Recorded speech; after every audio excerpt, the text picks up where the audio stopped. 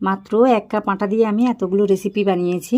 এটা কিন্তু বাইরে থেকে ভীষণই মুচমুচে হয়, আর ভিতরে ওই যে আলুর পুরটা থাকে, যার কারণে খেতে কিন্তু দুর্দান্ত লাগে। আপনি যখনই মন করবেন তখন কিন্তু এটাকে বানিয়ে খেতে পারবেন। তো আশা করি আজকের রেসিপিটি আপনাদের ভালো লাগবে। রেসিপিটি প্রথম থেকে শেষ পর্যন্ত দেখবেন। যদি ভালো লাগে সেটা কমেন্টে জানাবেন, সাথে সাথে আমার ভিডিওতে একটা লাইক দেবেন। নতুন কেউ হয়ে থাকলে অবশ্যই আমার চ্যানেলটিকে সাবস্ক্রাইব করে নেবেন। তাহলে চলুন ভিডিওটি শুরু করে দিই। তো সবার প্রথমেই নমস্কার, কেমন আছেন সবাই? আশা করি ভালো আছেন। শুভ্র শান্তি ব্লগে আপনাদের সবাইকে স্বাগত জানাই। আমি শান্তি। তো এখানে কি করেছি, আমি 1 কাপ আটা নিয়েছি। এটা কিন্তু ময়দা দিয়েও বানানো যায়, তবে আজকে আমি আটা দিয়ে বানাচ্ছি। তো এখানে আমি পরিমাণটা বুঝে শুনে লবণটাকে দিয়েছি, আর 1 চামচের মতো তেলটাকে দিয়েছি। এটা দিলে কিন্তু ভীষণই খাস্তাভাবে তৈরি করা যায়, যার কারণে দেওয়া। না হলে কি করবেন, আগে থেকে যদি ওই রুটি মেখে নেওয়ার জন্য যে ডোটা বেড়ে যায়, তো ওটা যদি থাকে তাহলে ওটা দিয়েই বানিয়ে নিতে পারবেন, সেভাবে কিছু অসুবিধা হবে না। তো আজকে আমি একদম ফ্রেশভাবে বানাচ্ছি।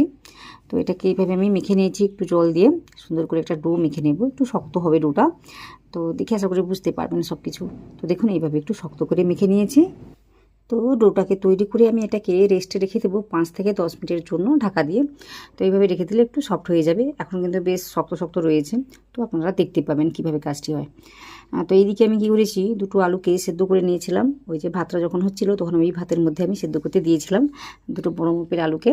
তো ওটা সেদ্ধ হয়ে যেতেই আমি কী করেছি, ঠান্ডা করে নিয়েছি। ঠান্ডা করে নেওয়ার পর এভাবে একটু গ্রেট করে নিচ্ছি। তো আপনারা চাইলে কিন্তু ভালোভাবে বা মসৃণভাবে ম্যাশ করেও নিতে পারেন। তো এইভাবে আমি কাজটি করে নিয়েছি।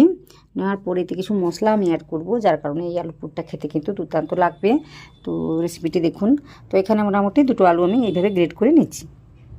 তারপর এতে আমি অ্যাড করেছি ওই 1/2 চামচের মতো জিরে গুঁড়ো, তারপর 1/2 চামচের মতো ধনে গুঁড়ো, আর আমি দিয়েছি লঙ্কা গুঁড়ো। তো এখানে কাঁচা লঙ্কা কুচিটাকেও দিতে পারেন বা চিলি ফ্লেক্সও দিতে পারেন। তো এখানে আমি লঙ্কা গুঁড়োটাকে দিয়েছি। তারপর চাট মশলা দিয়েছি 1 চামচের কাছাকাছি, তো 1/2 চামচের একটু বেশি বলতে পারেন। তারপর আমি যেটা দিয়েছি লবণ, ওই লবণটাকে দিয়ে ভালোভাবে মেখে নেব।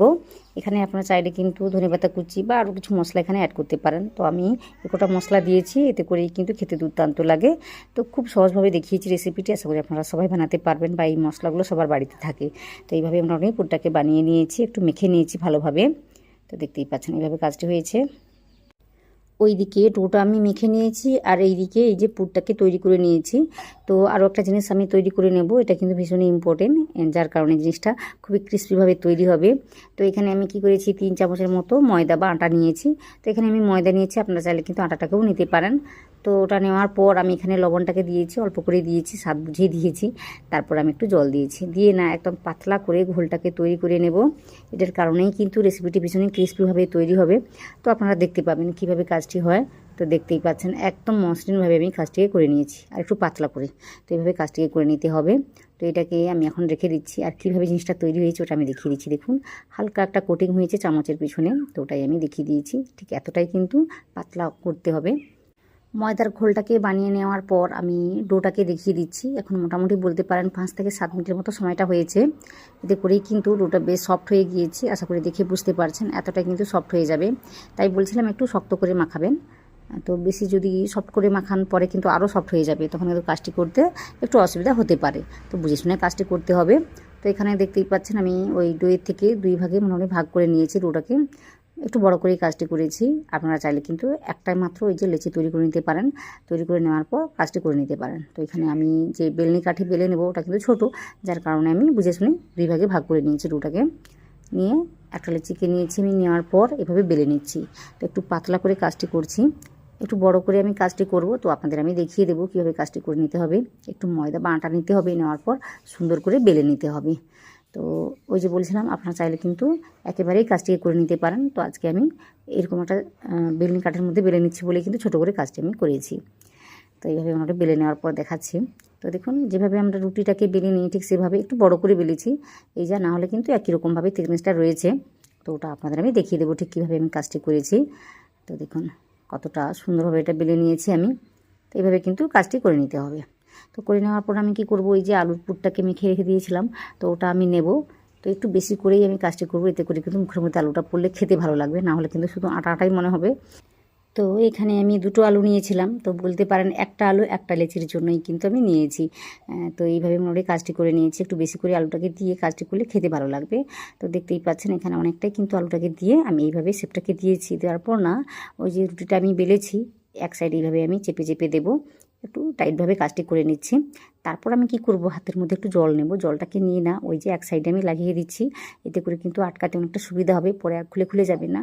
তো আপনারা দেখতে পাবেন কীভাবে কাজটি হয়। তো ওইদিকে জলটাকে লাগিয়ে দিয়ে আবার এই দিক দিয়ে আমি কী করেছি, ভাঁজটাকে ভালোভাবে দিয়েছি, দেওয়ার পর এভাবে আটকে দিয়েছি। আর জলটাকে দেওয়ার কারণে কিন্তু সুন্দরভাবে আটকে যাবে। তো আশা করি সব কিছু দেখতে পাচ্ছেন।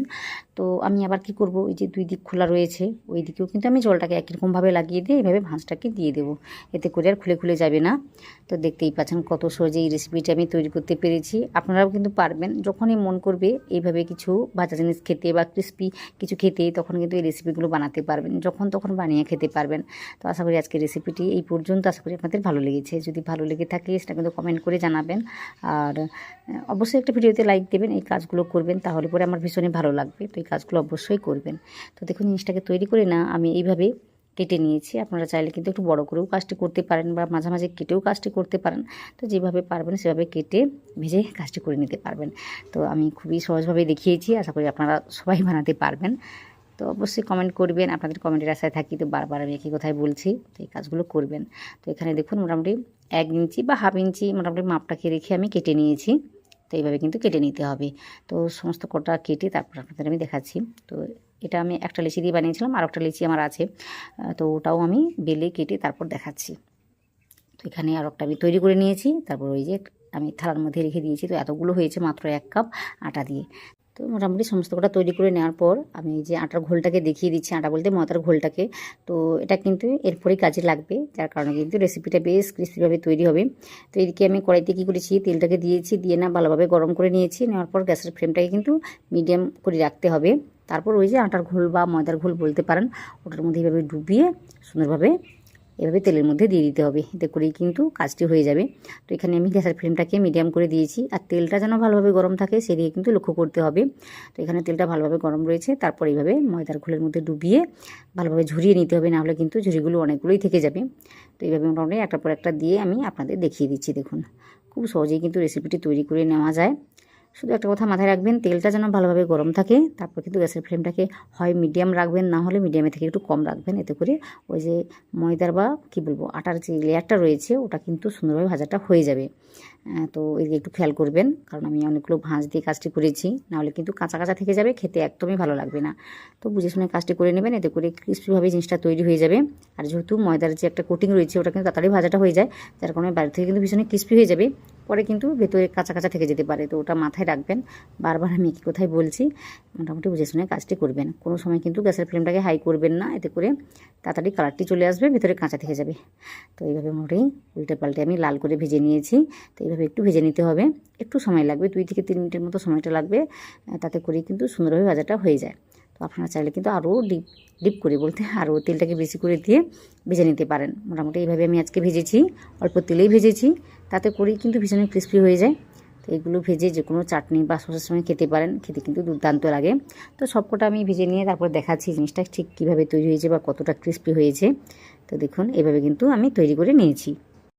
এই রেসিপির মধ্যে আপনারা সিঙ্গাড়ার স্বাদও পাবেন, যে কোনো পকোড়ার স্বাদও পাবেন, খেতে কিন্তু দুর্দান্ত লাগে, ভীষণই ক্রিস্পি হয়।